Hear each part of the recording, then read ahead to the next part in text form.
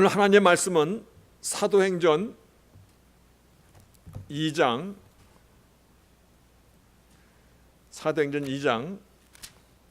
오늘 말씀 잘 들으셔야지 됩니다. 왜냐하면 퀴즈가 있습니다. 사도행전 2장 14에서 41절. 베드로가 11사도와 같이 서서 소리를 높여 가로되 유대인들과 예루살렘에 사는 모든 사람들아, 이 일을 너희로 알게 할 것이니 내 말에 귀를 기울이라. 때가 제3신이 너희 생각과 같이 이 사람들이 취한 것이 아니라 이는 곧 선지자 요엘로 말씀하신 것이니 일렀을 때 하나님이 가라사대 말세에 내가 내 영으로 모든 육체에게 부어주리니 너희의 자녀들은 예언할 것이요 너희의 젊은이들은 환상을 보고 너희의 늙은이들은 꿈을 꾸리라.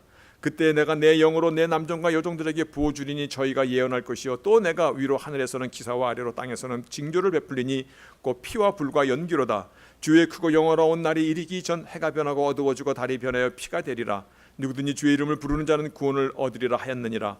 이스라엘 사람들아, 이 말을 들으라. 너희도 아는 바에 하나님께서 나사렛 예수로 큰 권능과 기사와 표적을 너희 가운데 베푸사 너희 앞에서 그를 증거하셨느니라.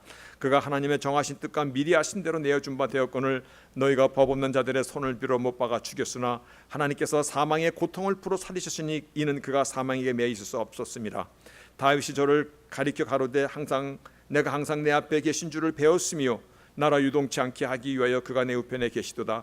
이러므로 내 마음이 기뻐하였고 내 입술도 즐거워했으며 육체는 희망에 거하리니 이는 내 영혼을 음부에 버리지 아니하시며 주의 거룩한 자로 썩음을 당치 않게 하실 것이미로다. 주께서 생명의 길로 내게 보이셨으니 주의 앞에서 나로 기쁨이 충만하게 하시리로다 하였으니 형제들아, 내가 조상 다윗에 대하여 담대히 말할 수 있노니 다윗이 죽어 장사되어 그 묘가 오늘까지 우리 중에 있도다. 그는 선지자라. 하나님이 이미 맹세하사 그 자손 중에서 한 사람을 그 위에 앉게 하리라 하심을 알고 미리 보는 고로 그리스도의 부활하심을 말하되 저가 음부에 버림이 되지 않고 육신이 썩음을 당하지 아니하리라 하더니 이 예수를 하나님이 살리신지라. 우리가 다 이 일의 증인이로다. 하나님이 오른손으로 예수를 높이심에 그가 약속하신 성령을 아버지께 받아서 너희 보고 듣는 이것을 부어주셨느니라. 다윗은 하늘에 올라가지 못하였으나 친히 말하여 가로되 주께서 내 주에게 말씀하시기를 내가 내 원수로 내 발등상 되게 하기까지 너는 내 우편에 앉으라 하셨도다 하였으니 그런즉 이스라엘 온 집이 청령할지니 너희가 십자가에 못 박은 이 예수를 하나님이 주와 그리스도가 되게 하셨느니라 하니라. 저가 이 말을 듣고 마음에 찔려 베드로와 다른 사도들에게 물어 가로되 형제들아, 우리가 어찌할꼬 하거늘 베드로가 가로되 너희가 회개하여 각각 예수 그리스도의 이름으로 세례를 받고 죄사함을 얻으라. 그리하면 성령을 선물로 받으리니 이 약속은 너희와 너희 자녀와 모든 먼데 사람 곧 우리 하나님이 얼마든지 부르시는 자들에게 하신 것이라 하고 또 여러 말로 확증하며 권하여 가로되 너희가 이 패역한 세대에서 구원을 받으라 하니 그 말을 받는 사람들은 세례를 받음에 이날의 제자의 수가 3,000이나 더하더라. 아멘. 앉으시겠습니다.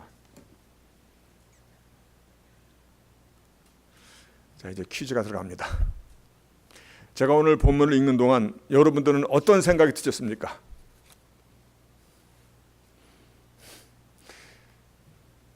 아마 이런 생각하셨을 겁니다. 본문 무진장 기네. 사도행전 한 장 통째로 다 읽으려나? 그 생각 하나. 다른 하나는 한국말은 한국말인데 무슨 말인지 이해가 잘 안 되네. 아마 그런 생각들이 일반적으로 드셨을 것입니다. 오늘 본문은 사실 중간에 어디를 잘라낼 수 없는 이유가 있습니다. 왜냐하면 사도 베드로의 한편의 설교 내용입니다. 이게 사도 베드로가 오순절 성령 강림으로 인해 성령 충만하여서 그가 성령에 의해서 성령에 의한 첫 일성 한편의 설교를 지금 오늘 본문이 기록하고 있는데 설교 내용을 어디를 자르고 어디를 재단할 수 있겠어요? 이게 다 한편의 설교야. 그런데 이 베드로의 설교를 들은 유대인들의 반응이 이게 아주 저에게 충격적으로 다가오는 거예요. 여러분은 제가 이거를 읽는 동안에 왜 이렇게 길지? 어쩌면 이게 무슨 말인지 아마 그런 생각들을 하셨을 텐데, 그런데 베드로의 이 한편의 설교를 듣는 유대인들은 아주 이 그들의 반응이 충격적으로 다가왔어요. 오늘 보면 37절에 저희가 이 말을 듣고, 지금 제가 읽은 이 베드로의 설교를 들은 뒤에 유대인들이 마음에 찔려 베드로와 다른 사도들에게 뭐라고 하는데, 형제들아, 이제 그러면 우리는 어쩌면 좋으냐? Brother, what shall we do? 우리가 어째야 돼? 잠자던 저희들의 영혼이 확 깨어났다는 것입니다.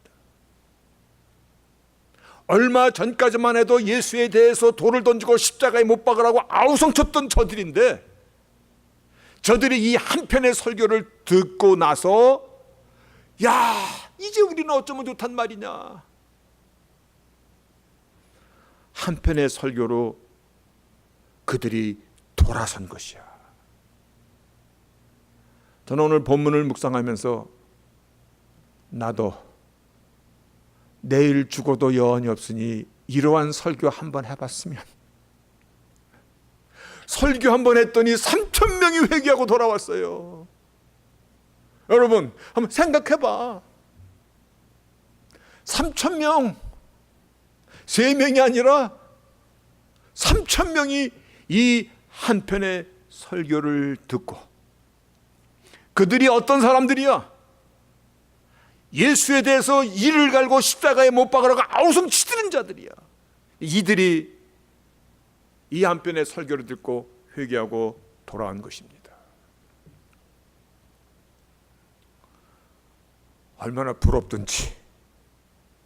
그런데요, 오늘 이 설교를 내용을 조금 우리가 이렇게 자세히 보면 사실은 우리가 늘 듣던 얘기들 중에 한 부분이에요. 이렇게 돼 있어요. 보세요. 너희가 십자가에 못 박혀 죽었으나 그러나 하나님께서 사망의 고통을 풀어 살리셨으니 이는 그가 사망에 매이실 수 없었습니다. 무슨 얘기예요? 십자가와 부활에 대한 얘기를 하고 있는 것이에요. 그러면서 십자가 부활에 대해서 또 반복하는 것이 27절 31절인데, 내 영혼을 음부에 버리지 아니하시며 주의 거룩한 자 썩음을 당치 않게 하실 것이미로다. 주님께서 십자가에 죽으심을 당하셨지만 그러나 그의 뼈 하나 부러지지 아니하였고 살이 썩음을 당하지 아니하였도다. 미리 보는 거로 그리스도의 부활하심을 말하되 저가 음부에 버림이 되지 않고 육신이 썩음을 당하지 아니하리라. 다시 말하여 십자가의 사건과 예수 그리스도의 부활의 사건은요, 어느 한 날 역사 속에서 벌어진 일이 아니라 이미 미리 보는 거로, 우리가 좀 이따 또 볼 겁니다. 미리 보는 거로, 얼마큼 미리? 1000여 년 전에 다윗을 통하여 예언했던 일들이 지금 우리 눈앞에 역사적인 사실로 나타난 것이라고 그렇게 설계한 것입니다. 그러면 설교 내용이 특별하게 다른 건 없었죠? 그렇지 않습니까? 저도 늘상 십자가랑 저도 늘상 부활에 대한 설교하는데요.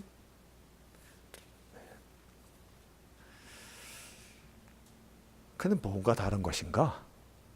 무엇이 다른 것인가? 유대인들은요, 자신들이 선민이라는 사상과 종교적인 전통을 지키는 것이라면 그 어떠한 민족보다도 타의 추종을 불허하는 민족이에요. 그들은 대단한 사람들이야. 그들이 얼마 전까지만 해도 예수를 얼마나 미워했는지, 살인 강도 바라바는 풀어질지언정 예수는 십자가에 못 박으라고, 그러니까 살인 강도 바라바보다 더 죽여야 된다라고 아우성치던 자들이야. 얼마나 그들이 이를 갈았으면은, 만약에 이 결정이 잘못된 것이라면 그의 핏값을 우리에게뿐만 아니라 우리 자손의 자손에까지 그 핏값을 물으라고 아우성치던 유대인들인데, 베드로의 그 설교 한번, 오늘 십자가와 부활의 이 내용을 들은 그들이, 형제들아, 이제 우리는 어쩌면 좋아. 이게 가능한 것입니까? 그래서 오늘 말씀의 제목이 뭡니까? 퀴즈. 오늘 말씀의 제목이 뭐예요? 여기 없으니까 하나도. 예. 초대교회의 폭발적인 부흥의 이유입니다. 오늘 그 이유를 저와 함께 같이 찾아갈 것입니다. 지금 본문의 말씀을 가만히 보면요, 그들은 이미 성경 말씀에 대한 지식과 내용과 메시아의 죽음과 부활에 대해 충분히 인식하고 있었다는 것입니다. 베드로가 설교하기 이전에 이미 그들은 알고 있었다는 것입니다. 그런데요, 이것이 기가 막힌 것이요, 베드로가 그 유명한 모세오경을 설교한 것도 아니고 구약의 한두 페이지 조금 나오는 거예요. 그러니까 우리식으로 그냥 우습게 표현하면 구약 성경의 그 많은 장수 속에서 저 변두리에 조금 나오는 요엘 선지서에 나오는 잠깐, 그리고 시편 16편, 시편 110편에 나오는, 시편이 1편부터 150편까지 있는데요, 그 중에 조금씩 나오는 이 내용들이에요. 이 내용을 설교했는데 이들이 알아들었다는 것입니다. 정확히 이해하고 있었다는 것입니다. 마치 이렇게 딱 레디하고 있었는데 여기다가 불꽃을 착 당기니까 불이 쫙 지펴서 불이 밝게 빛이 비치듯이 이미 그들이 말씀 가운데 레디가 돼 있었다는 것입니다. 요엘 선지자의 내용을 그들이 듣습니다. 저들이 술 취했나? 아니, 지금 아침 9시인데 무슨 술 취해? 그러면서 요엘 선지자가 뭐라고 얘기했는지 너희들이 알고 있지 않느냐? 하나님이 가라사대 말세 내 영으로 모든 육체의 보주리니 너희 자녀를 예언할 것이고 젊은 자는 환상을 보고 늙는 꿈을 꾸시며 쭉 얘기할 때, 이 내용은 새로운 시대가 열릴 것이라는 그 말씀이 지금 열리고 있구나. 다시 말해요, New World Order, 새로운 세상이 시작되고 있는 것이에요.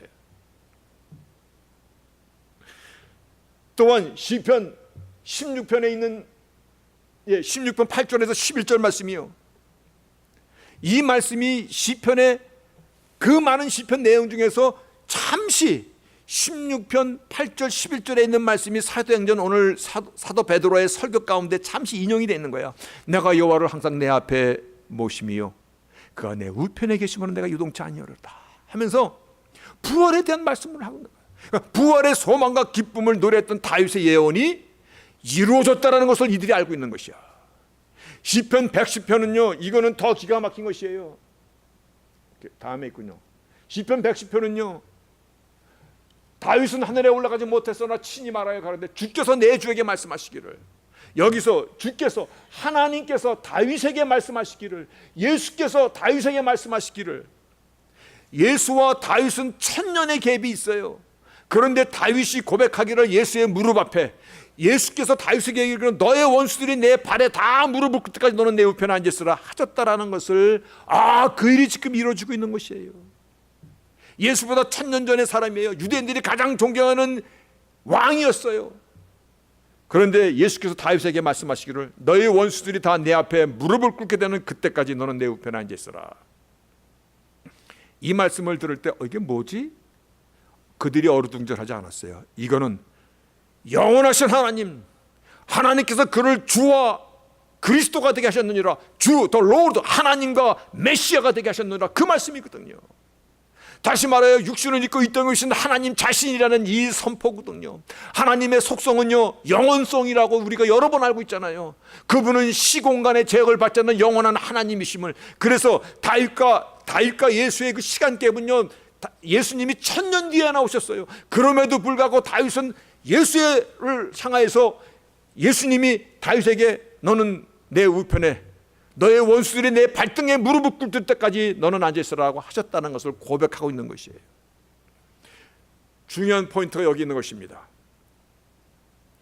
베드로의 설교를 듣던 유대인들은요, 지금 설교의 내용이 무엇인지를 정확히 알고 있었다는 것입니다. 너희가 죽인 예수, 그분은 시공간을 초월하시는 하나님이시며 말씀에 예견되어 있는 대로 십자가에 죽으셨고 말씀에 예견되어 있는 대로 부활하셔서 그분은 하느님 우편 보좌에 좌정하고 계시도다. 그러면 이제 말씀의 제목이 이거였습니다. 초대교회 폭발적인 부흥의 이유는요, 말씀을 듣는 자들이 성경적 지식으로 단단히 무장되어 있었다라는 것입니다.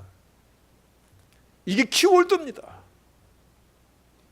어떤 목회자가 부활에 대한 설교 안 하는 사람이 어디 있습니까? 요즘에 뭐 있기는 있습니다만은.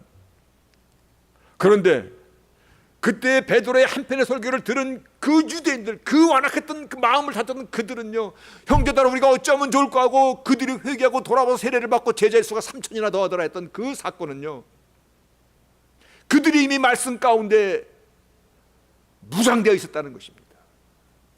이 무장됐던 말씀의 꼭지를 탁 열어준 것밖에 안 되는 것이에요. 그렇다면 오늘날 초대교회와 같은 폭발적인 부흥이 일어나지 않는 이유에 대하여 우리는 답을 찾아갈 수가 있습니다. 그러면 그럴 거예요. 오늘날 같이 지식이 넘치는 때가 어디 있는데요. 인터넷만 들어가면요, 그 유명한 목사님들 설교가 그냥 막 수백 명씩 쫙 남아서 골라 잡아 들을 수 있는데요. 이름하여 바이블 칼리지 성경학교는 얼마나 많은데요. 이 시대가 지식의 바다라는 시대인데요. 그런데 잘 들으셔야 됩니다. 그 많은 세상의 지식들이 말씀을 대적하는 지식들로 차고 넘치고 있는 것이 오늘의 현실이라는 것 아십니까? 그와 같은 것이에요. 그것을 제가 얘기하는 것이 아니라 하나님의 선지자 아모스가 얘기한 거예요. 아모스가 주 여호와께서 가라사대 하나님 말씀하신 것을 보라, 날이 이르리니, 성경에서 구약에서 날이 이르리니, 이러한 표현은 다 종말적인 오늘날의 표현이에요. 내가 기근을 땅에 버리니 양식이 없어서 주림이 아니며 물이 없어 가람이 아니요. 뭐예요? 여호와의 말씀을 듣지 못한 기갈이라. 이 세상에 차고 넘치는데요. 그런데 정령 하나님의 말씀입니다. 정령 하나님의 말씀. 참된 말씀의 지식이 아닌 온갖 세상 것으로 하나님의 말씀을 인간의 지식으로 재단하고 양념하고 또 버무리고 별로 좋아하지 않는 거는 뭐 잘라내고, 우리가 성경을 딱 비면 창세기 1장 1절을 만나게 될 때요, 하나님께서 천지를 창조하셨음을 분명히 선언하고 있음에도 불구하고 오늘날 학교나 세상적인 지식을 가르치는 곳, 심지어는 교회 학교에서조차, 교회 학교, 주일학교에서조차 진화의 결과처럼 인간의 조상이 원숭이였었는데, 그러니까 그 원숭이는 어디서 나왔습니까? 하나의 작은 생명체 아메바가 변하고 환경과 막 부닥치다 보면 돌연변이가 만들어지고 결국은 오늘날과 같은 인간으로 진화됐다. 그렇게 가르치는 거야, 세상 지식이. 아마 우리 자녀들 물어보면 다 그게 답일 거예요. 더욱이 죄에 대해서 잘 모르는데 당신이 죄인입니다 라고 말하면 내가 왜 죄인입니까? 내 죄를 시인해야 됩니다. 그럼 내가 뭔 죄를 졌습니까? 옛날에 죄 진 거 있는데요, 그거 벌금 내고 다 해결됐습니다. 내가 죄인인지 아닌지 모르는데 십자가에서 죽어주신 예수 그리스도의 죽음에 대하여 내가 어떤 연관이 있는지 없는지 어떻게 분별이 가능한 것입니까? 그래서 죄에 대한 바른 정의를, 죄에 대해서 이해하려면 죄에 대해서 알아야만이 복음에 대해서 우리가 알 수가 있잖아요. 다시 말하여 말씀을 바르게 알아야만이 답을 찾을 수 있어요. 그 답을 찾아야 십자가와 부활에 대한 이 메시지를 통해서 형제들아 우리 어쩌면 좋아, 이런 회개하는 마음이 찾아올 수 있는 것이에요. 죄는 하나님께서 금한 것을 인간이 범한 것입니다. 맞습니까? 하나님께서 금한 것을 인간이 범한 것입니다. 그래서 죄의 시작은 하나님 앞에 인간이 지은 것이에요. 죄사함은 먼저 하나님으로부터 받아야 되는 것이에요. 하나님이 용서하셨다라고 해야 되는 것이에요. 왜? 그분 앞에 죄를 진 것이기 때문에. 그런데 하나님께서요, 우리가 알고 있는 것이지만 중요하기 때문에 그렇습니다. 우리 오늘날 모든 아픔과 모든 저주와 모든 문제가 죄로부터 기인된 것이기 때문에 이걸 알아야 십자가의 그 엄청난 파워, 그리고 부활에 대한 엄청난 소망, 이 기쁨을 우리가 비로소 알 수 있기 때문에 하나님께는 죄사함에 대한 방법을 창세기 3장 15절에서 말씀하셨습니다. 내가 너로 여자와 원수가 되게 하고, 여기서 너는 사단입니다. 너의 후손도 여자의 후손과 원수가 되게 하리니 여자의 후손은 내 머리를 상하게 할 것이요 너는 그의 발꿈치를 상하게 할 것이다. 사단의 권세인 머리, 죽음을 밟을 것이로다. 누가? 여인의 후손이. 우리와 같은 육신의 몸을 입고 마리아의 몸을 통해서 이 땅에 오신 성육신의 주님 메시아에 대한 약속이거든요. 그가 우리를 어떻게 용서하실 것이냐면은 창세기 3장 21절에 여호와 하나님이 아담과 그 아내를 위하여 가죽옷을 지어 입히시니라. 대속으로 살리시겠다는 것입니다. 무화과 나무로 자기 치부를 가렸는데 하나님께서 그건 아니야, 그거는 템포러리, 일시적인 것이야. 가죽옷, 누군가가 죽어야지 나오는 가죽옷을 지어 입히시니라. 이러한 말씀들을 알아야만이 왜 예수만이 구원자가 되시는가, 그 답이 나오는 것이잖아요. 찬송을 부를 때요, 십자가 뭐 대속의 그 피의 권세로 죄산 받았는데 그냥 불러지지가 않아요. 말씀을 알기 때문에 이 말씀이 내 안에서 나를 얼마나 불을 지펴내는지, 형제여 내가 이제 어쩌면 좋을까. 유대인들이 바로 그들이 말씀에 대한 확실한 배경을 갖고 있었다는 것입니다. 말씀이 곧 하나님의 숨결이라고 디모데후서 3장 16절에 말씀하고 있어요. 테오 푸누스타스는 테오 하나님의 푸누스 숨결이다, 그렇게 그 의미예요. 요한복음 1장 1절에는 말씀이 곧 하나님이다 이렇게 선언하고 있어요. 이 사실을 믿으십니까? 그러면 우리는 문제의 답을 찾아갈 수가 있습니다. 오늘도 아침에 뉴스를 보니까 이 아틀란타 피드먼트인가 어디서 게이 레스비안 퍼레이드래, 무슨 뭐 아틀란타 프라이드, 아틀란타 자존심 하고 뭐 방송에서 대대적으로 뭐 보도하고 그러더라고. 여러분, 하나님께서 천지 만물을 지으시고 사람을 지으신 다음에는 하나님께서 보시기에 아주 좋았더라. 다시 말해요, 하나님이 천지 만물을 지으신 모든 창조물 가운데 인간이 아주 정말 잘 지었다, 완벽하게 지었다라는 그런 건데, 그런데 동성애 문제를 어떻게 풀어나가야 되는지, 오늘 이 문제가 어떤 이슈를 갖고 있냐면요, 하나님께서 남자와 여자를 지으셨는데 그리고 보시기에 좋았다라고 완전한 존재로 하나님의 형상대로 지음을 한 인간인데, 누구는 여자로 태어났으면 안 됐어야 되는 사람이었는데 그렇게 나갑니다. 동산 중앙의 과일을 정말 먹지 말라던 사단의 방법이거든요. 누구는 남자로 태어나지 말았어야 되는데 남자로 태어나서 그래서 성전환을 합법화시키는 거예요.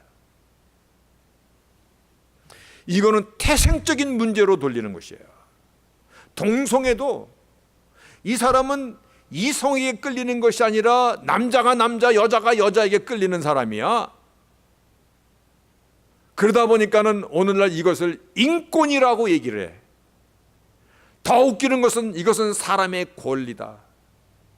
창조주 하나님에 대한 부정이고 도전이라는 것입니다. 아침에 뉴스에 보니까 어떤 남자 키가 아마 한 얼마나 큰지 하이힐 이만한 거 신고 여기 짧은 이 핫팬츠 입고 막 이러고 가고 화장하고 그 앞에서 막 좋다고 박수치고, 이게 뭐 하는 짓이야. 베드로 사도를 통하여 성령의 메시지를 들었을 때 유대인들은 이미 복음에 대한 기초적인 지식을 갖고 있었던 것입니다. 그래서 특별히 하나님의 말씀에 대해서 설교하면서 설명할 필요가 없었어. 오직 여호와 하나님만이 창조주 하나님이시라는 것을 이해시킬 필요도 없었어요. 죄에 대해서 이해시킬 필요도 없었어. 유대인들은 이미 죄에 대하여 하나님에 대하여 구원과 메시아와 십자가와 부활에 대해서 이들이 알고 있었다는 것입니다. 그래서 오늘 이 본문 37절에서 41절의 그 말씀입니다. 저희가 이 말을 듣고 마음에 찔려 가로되 형제들아 이제 우리는 어쩌면 좋지? 베드로가 말하기를 너희가 회개하여 각각 예수 그리스도의 이름으로 세례를 받고 죄사함을 받으라. 그러면 성령을 선물로 받으리라.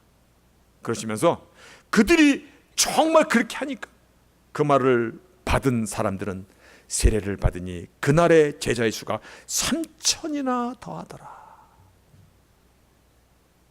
초대교회의 유대인들은요 말씀의 발언관을 가지고 있었기 때문에 약속의 씨 메시아 그 예수님 앞으로 인도받을 수 있었던 것이에요. 이 말씀이 얼마나 부러운지, 누구든지 주의 이름을 부르는 자는 구원을 얻으리라. 이 말씀이 얼마나 부러운지 몰라요. 누구든지 주의 이름을 부르는 자는 구원을 얻으리라. 누구에게 한 말이에요? 우리 같은 이방인에게 한 말이에요? 이게 로마서 10장에 있는 말씀이라고 우리도 아멘하고 덩달아 좋아하면 돼요? 유대인에게 한 말이에요. 그들은 말씀의 오리지널을 갖고 있었기 때문에 그러는 것이에요. 그러면 초대교회의 폭발적인 부흥에 이유요 말씀에 대한 충분한 이해를 갖고 있었다는 것입니다. 성령 하나님은요 예수를 증거하시는 영이에요. 다시 말하여 바른 말씀에 대한 이해를, 그 이해를 통하여 성령님께서 폭발적으로 역사하신 것이에요. 아는 것만큼 누린다는 것도 아시죠? 맞습니까? 아는 것만큼 누리는 거예요.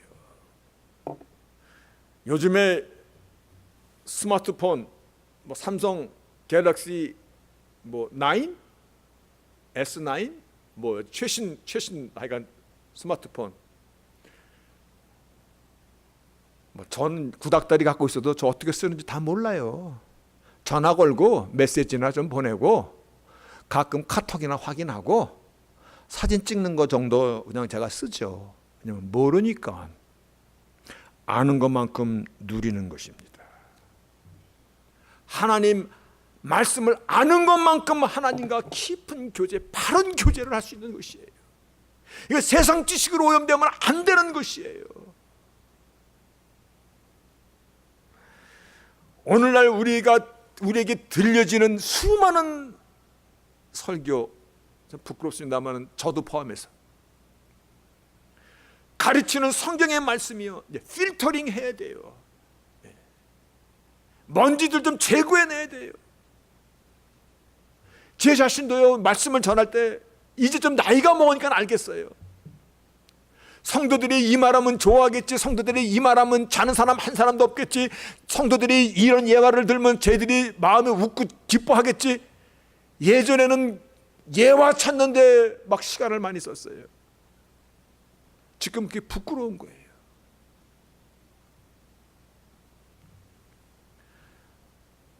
한동안 저도 제자와 성경 공부가 대세래.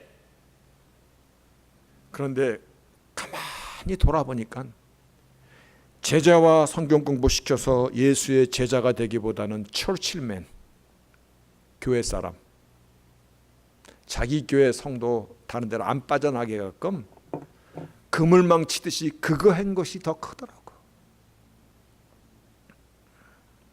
여러분, 하나님의 말씀은 처음부터 저 계시록 마지막까지 완전하고 오리가 없으심을 믿으셔야 됩니다. 완전하신 말씀이에요. 그래서요 창세기 1장 1절이요 In the beginning입니다. 태초에 하나님께서 천지를 창조하시냐, 이 말 믿으십니까? 이 말을 안 믿으시면요 죄도 믿을 것이 없는 것이고 복음도 믿을 수 없는 것이고 예수도 믿을 수 없는 것이에요. 하나님이 태초에 천지를 창조하시냐, 여기서부터 아멘입니다. 그러면 나의 주인이 누굽니까? 답이 쉽게 나오는 것이에요. 나의 가진 모든 것의 소유는 누구이십니까? 나의 생명의 주인은 누구십니까? 이 말씀을 믿기 때문에 인간의 불행은 어디로부터 시작됐습니까? 죄로부터. 그 죄와 사망과 저주가 왔는데 어떻게 풀어야 되는 것입니까?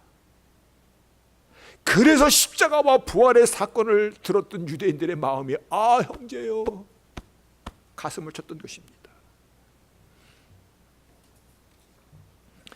참된 부흥을 원하십니까? 아니 꿈이라도 꾸시렵니까? 말씀으로 돌아가야 되는 것입니다.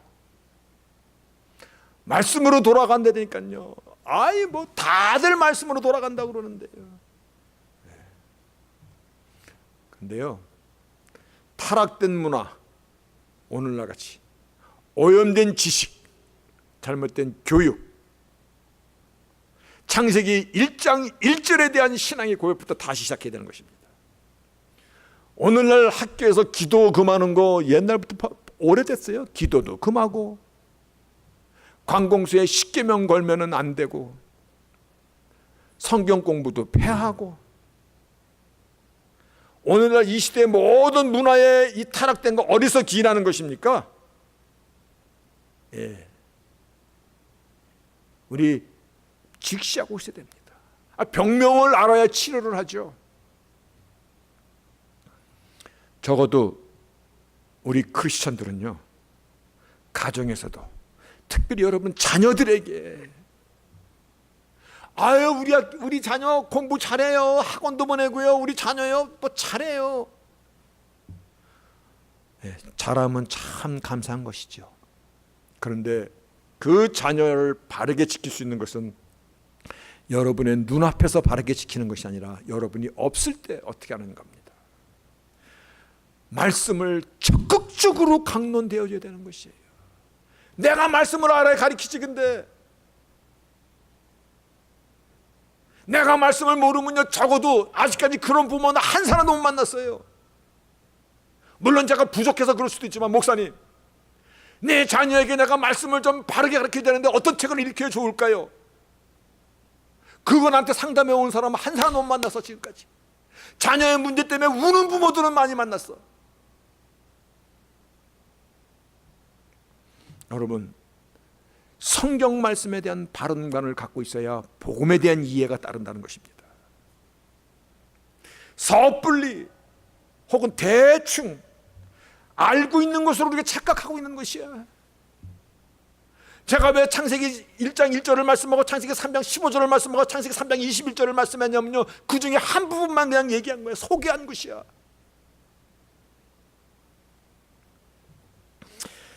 하나님과 깊은 교제를 갖는 인생 여정을 살아가야 됩니다.